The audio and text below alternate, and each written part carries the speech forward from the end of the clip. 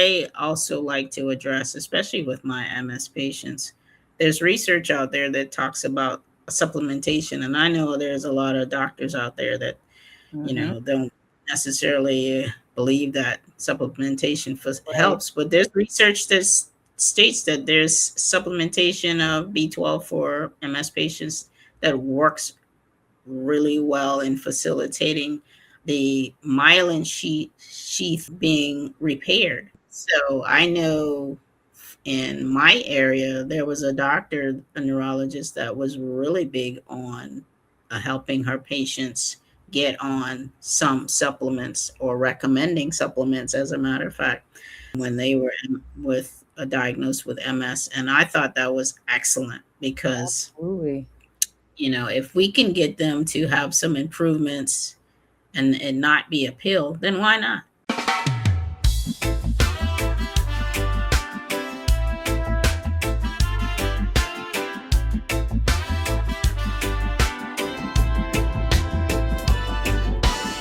Let's have a conversation about cognitive decline. Let's have a conversation about physical decline. We're educating masses about the brain and the spine. We're educating people about balance, gait, and decline. Let's have a neuro wellness conversation. Let's have a neuro wellness conversation. Let's have a neuro wellness conversation. Welcome to Neuro Wellness Conversations, where clinical insight meets lived experience. We're two physical therapists having real conversations about neurologic wellness, nervous system health, and what it takes to support both in everyday life. And today we're starting with something incredibly common in multiple sclerosis, but still widely misunderstood: heat sensitivity and how it impacts energy and daily function. So, Dr. Lewis, before we get into the physiology, when you hear heat sensitivity in MS, what comes to mind clinically? So when I hear heat sensitivity, I think of difficulty with movement for those people with MS. I know in particular that I have seen it clinically in a few of my MS patients where it's a labored movement for a lot of them, and that labored movement tends to affect their balance. I also see and think about difficulty with energy levels for them as well. And so, because of these things, then therefore it translates for them a lot of times in having the difficulty with being able to perform their daily tasks like they normally do, whether that be their activities of daily living or their day to day function. So, I can particularly attest to one of my patients who was a female who had MS, who, when she came to see me, this was indeed one of her struggles. So we had to think about strategies for her that would work, that would conserve her energy so that she can do her day-to-day function. So how about you? What kind of things do you kind of think about? What comes to mind for you? So, exactly what you were saying, I see exactly what you were describing. The patient wakes up, they're feeling pretty good, they're not really perfect, but they're Right. functional. They get Yeah. dressed, they make breakfast. Most times they're very hopeful for their day. Right. Things I've Yeah. talked about with my clients. By Right. midday, they're walking into maybe a warm grocery store. And then Yeah. within 10 minutes, their legs are feeling heavy, their Yes. vision's blurring, Yep. and that fatigue just hits them really quickly. Yeah. And by the time they get back to the car, they feel like they ran like a huge marathon, Right. all just like Exactly. go buy groceries, right? Yep. So that's kind of Exactly. the scenarios that I talk about, or that I've experienced with clients in the clinic, and how Right. their experience with MS. Yeah. Yeah. My lady was a homemaker, Mm-hmm. So she handled pretty much the tasks of the home. And so for her, I remember in particular, she talked about having to go and pick up her son. And of course, when school is out, generally it's in the late afternoon, which Mm-hmm. is generally the thick of the heat of the day. And so she found that her struggles around that time were pretty significant. They tended to start around midday anyway. Like you say, she woke up well, felt good about the morning, was able to get some things accomplished. But as the day progressed, she got around the high noon hour, and I'm thinking more around the summertime because this was the time that I saw her. That's when her complaint about not having the energy to move around, feeling like it was a struggle to climb the steps to go to the second floor. And then, of course, definitely, driving to go and pick up her son was also that struggle at that time of the day as well. So, yeah, it felt, like you said, it felt like they just ran a marathon. And that was the Mm-hmm. complaint. No energy, if any, very little energy, really. So that heat sensitivity was extremely strong for her, and it definitely affected her day-to-day function. Yeah. That's it's amazing how it works with MS. And the Yeah. research tells us that at least 60 to 80% of individuals with MS report heat sensitivity as a Yep. trigger for symptom worsening. And even if it's like zero point 0.5 to 1 degree Celsius increase in their core Yep. body temperature, that can temporarily worsen their neurologic symptoms. Absolutely. It Absolutely. happens quick. Oh yeah. Yeah. And when you think about that degree of change for someone without MS, it probably, would not do much of anything.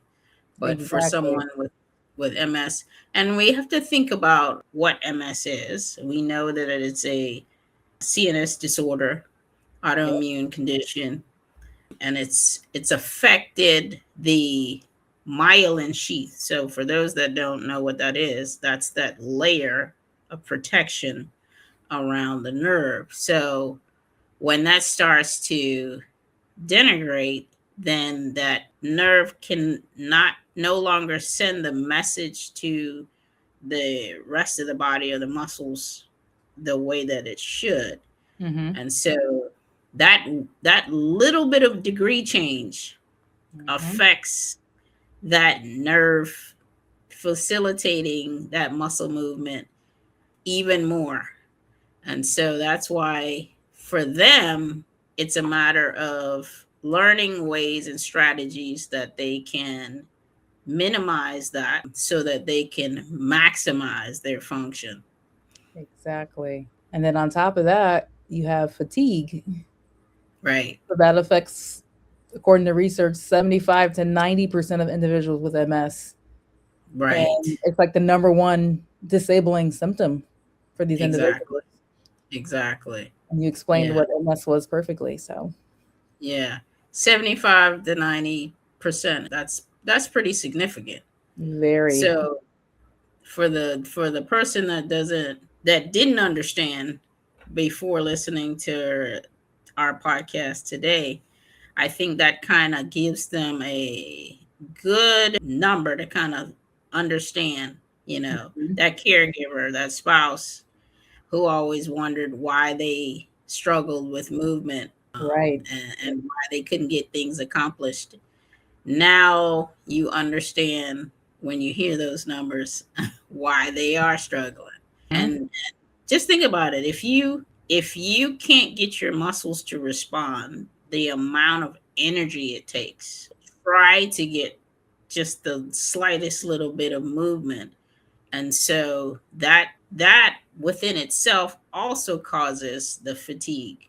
Mhm. So I think, the information that we're providing today is so important because it's going to give somebody a better understanding of how to help their family member, how to be a better caregiver in the long run. Absolutely. And you hit on a point about being strategic in regards to what these individuals should be doing at different times of the day. So, like Right. for example, there's some hope. The research talks about cooling strategies. So even like short term pre cooling before activity can definitely improve walking performance and reduce fatigue.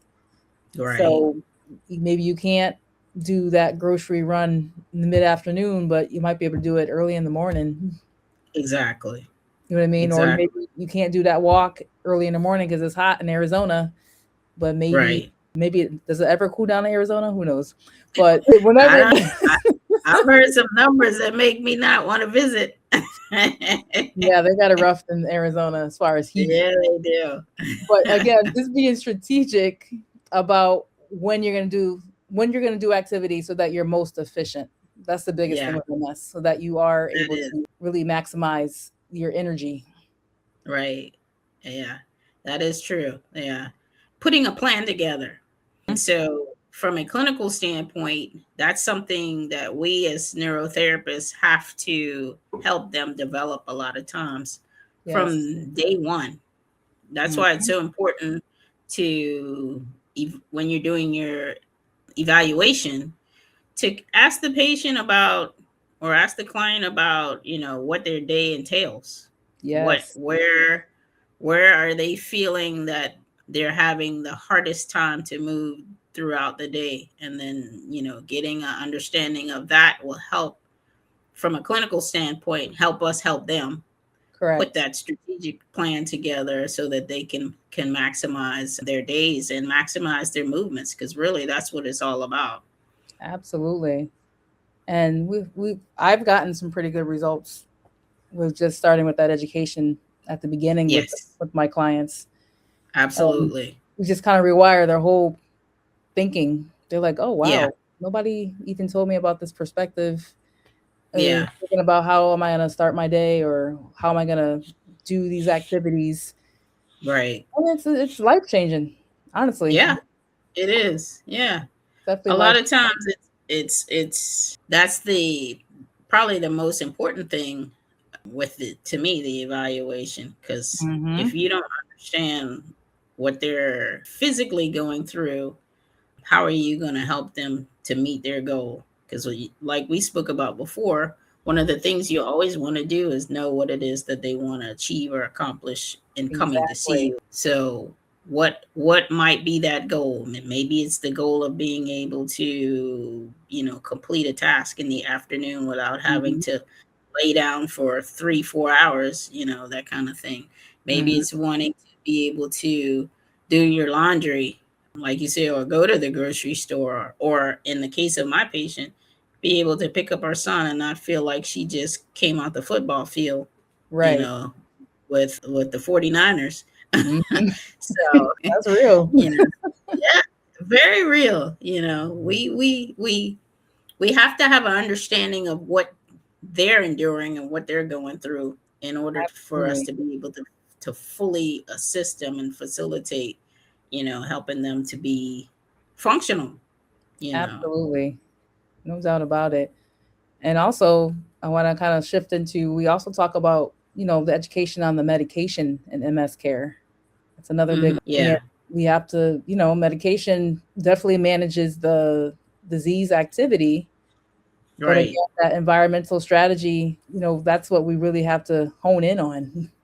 Yeah, yeah. I am one that always delves into medications with all of my patients, because us having an understanding of what you're taking, why you're taking it, and when you're taking it is Hmm. always going to facilitate me clinically Yes. helping that person. So yeah, you would be surprised how many people take medications and don't really know No what idea. it is, yeah, they're taking and why they're taking I have it. no idea. No, no, yeah. I Scary. I remember a patient that I had when I used to do home health, and this lady was actually having issues with her balance, and she was taking a whole host of medications and had no idea why she was taking it. And so the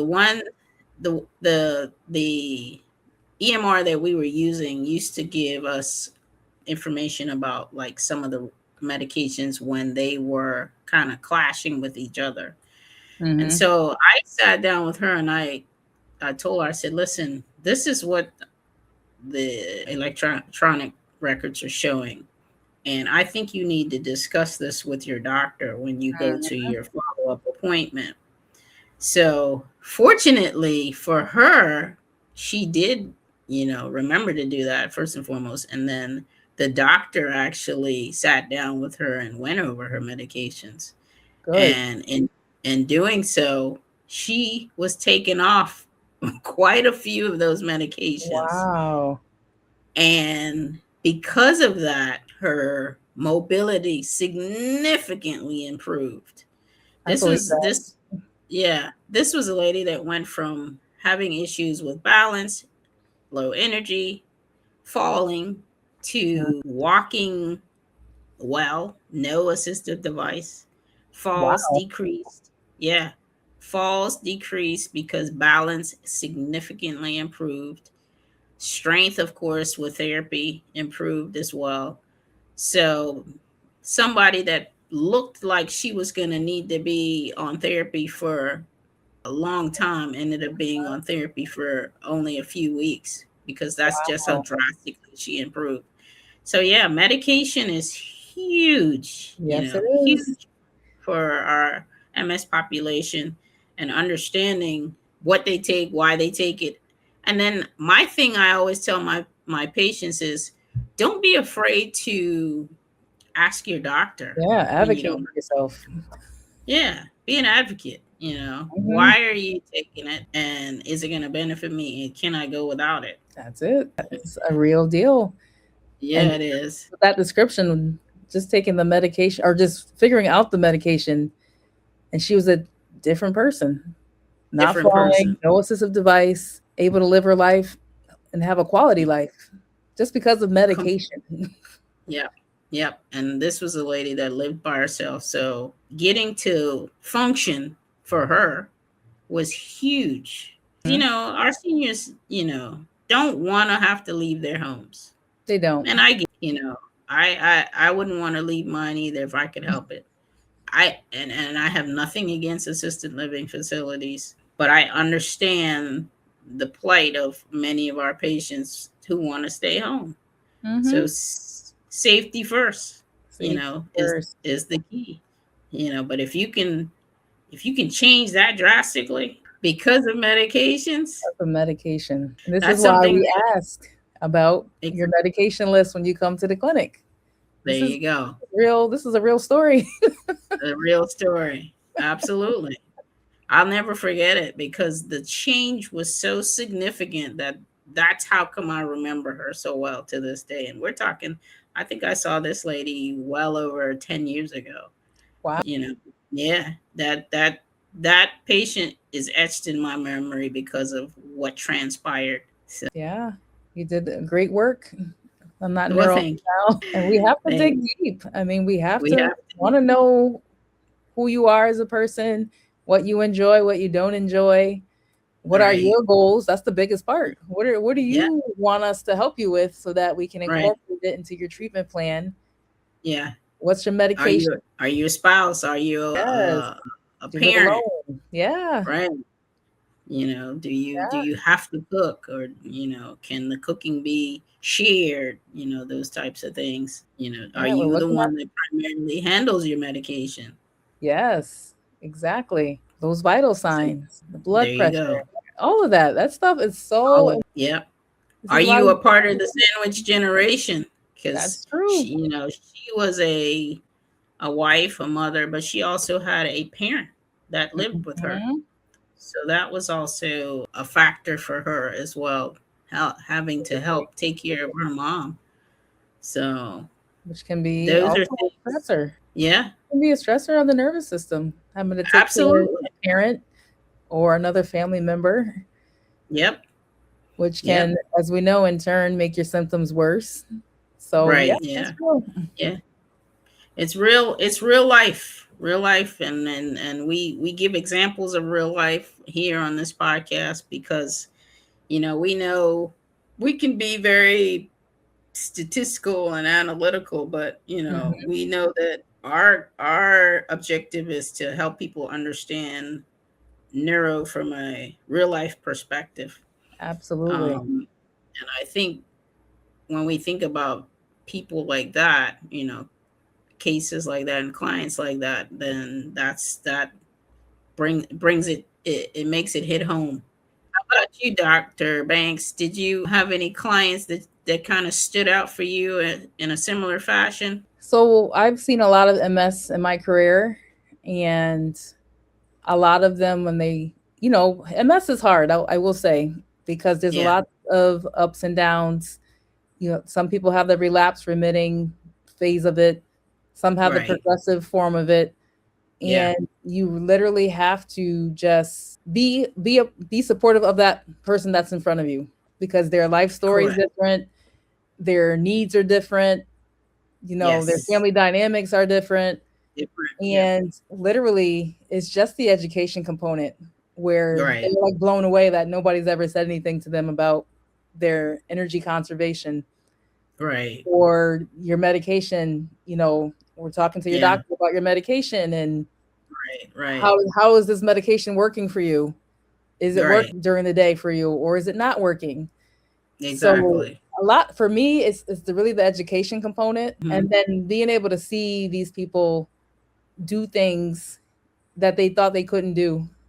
So at the Right. beginning, they may not have been able to stand up, from a chair by themselves, but by the end of Right. 8 to 12 weeks, they're able to Yeah. do it because those energy conservation techniques, and we're challenging them at the same time, Yeah. challenging their brain, their mind, their cognition. Right. We're challenging Yeah. how they're moving, and just thinking outside the box and being creative in the clinic. It just makes it so Right. cool to see these people Yeah. progress well. Absolutely. So I have Absolutely. several stories like that Yeah. where people, they come in and they're kind of down, and by the end of 12 weeks they're a different person. They're using their walking stick, Exactly. they're getting out to the park, and they can't go at 10:30 when it's 80 degrees out. They understand Yeah. that concept now. They Absolutely. understand they might need help from their family members. Right. I've also had conversations with family members because they don't understand MS, and they're Oh upset with yeah. their spouse or their family member Right. because they think their family members is being lazy.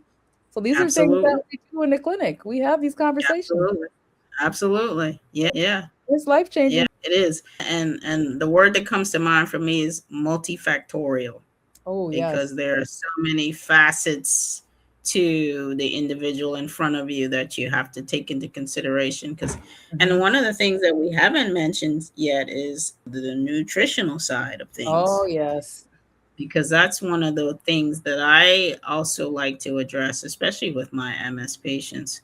There's research out there that talks about supplementation, and I know there's a lot of doctors out there that Hmm. don't necessarily believe that supplementation Right. helps, but there's research that states that there's supplementation of B12 for MS patients that works really well in facilitating the myelin sheath being repaired. So I know in my area, there was a doctor, a neurologist, that was really big on helping her patients get on some supplements, or recommending supplements, as a matter of fact, when they were with diagnosed with MS. And I thought that was excellent because, Absolutely. if we can get them to have some improvements and not be a pill, then why not? It's worth a try. There's research to support it. Exactly. um, so you're not just throwing them into the wind. You're giving them, just like there's research to support some of the medicines that they prescribe, then Mhm. why not? Give them something that's non-medicinal. Yeah. Yeah. So I like to also, in regard to the medicine, I like to delve into the nutritional side of things and ask them, how are you eating? Hmm.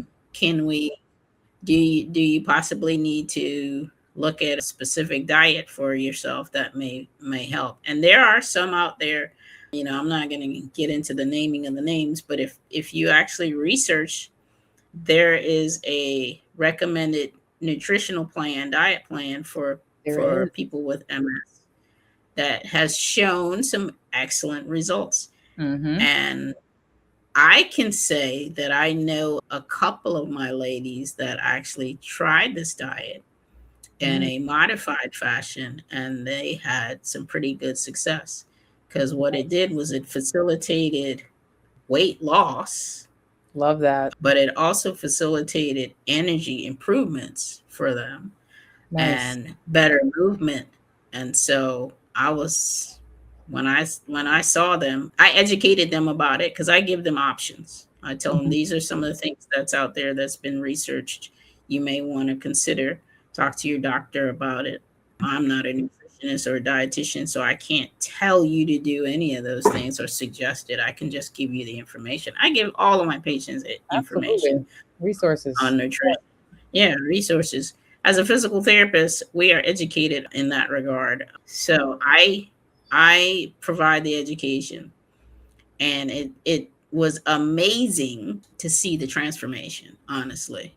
I believe that. With the ladies that actually went by the suggestions, modified it to their situation, Mm-hmm. and both of them came back to me, with glee, if I were to I use a love word, that. because Love that. they were happy with how they were moving, and Yes. that's, to me, that's what it's all about.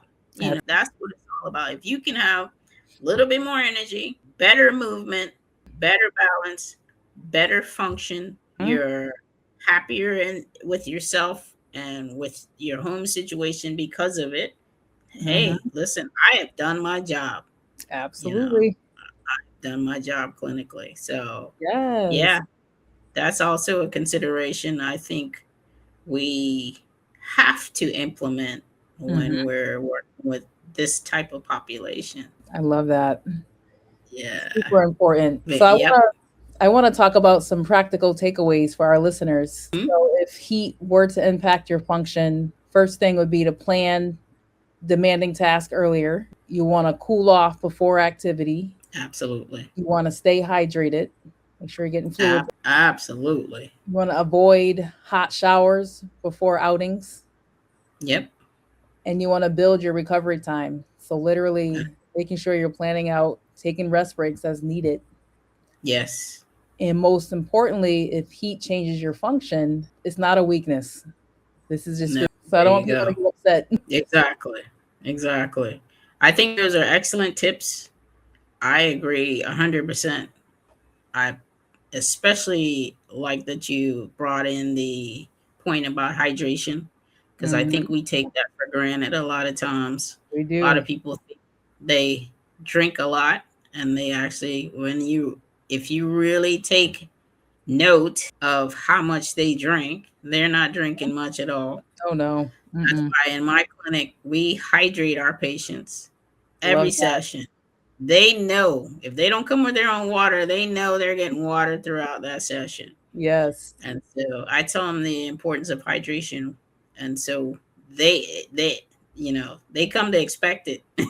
We have some of them that tell us at the very beginning of this, all right, bring me my cup and a half of water right now so I can get Funny. through, Love that. because it's necessary. And so with MS, absolutely, definitely have the strategy of making sure you're doing these things, especially cooling yourself down before certain activities, hydrating, and those hot showers.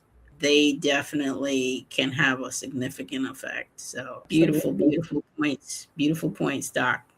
Awesome. Anything you want to close with? I would just like to tell our listeners out there, if you have been one of those have struggled with MS and you have not had therapy, I Mhm. suggest you try to find a therapist in your area, Mhm. preferably a neurotherapist, that can work with you to help you maximize on reducing your sensitivity to heat, coming up with a plan to help you reduce your sensitivity to heat, which in turn will facilitate improving your energy, giving you strategies to maximize on your day, but overall just helping you to have the most function that you can possibly have so that your quality of life is what you want it to be. That's it. Nice. How about you? I would say that MS isn't just about lesions. It's about how the nervous system performs in real environments. Yes. And when we understand heat sensitivity, we move from frustration to strategy. Yes. And strategy is what restores function. Absolutely. Everybody to think about it in that way. Very, very well said. Very well said. Awesome. We appreciate everybody viewing. Please like and share and join us on our next episode. Thank you for listening to Neuro Wellness Conversations, where clinical insight meets lived experience. If today's conversation resonated with you, share this episode with someone who could benefit. Be sure to subscribe so you don't miss future conversations on neurologic wellness and nervous system health. Until next time, keep supporting the nervous system that supports you. Let's have a conversation about cognitive decline. Let's have a conversation.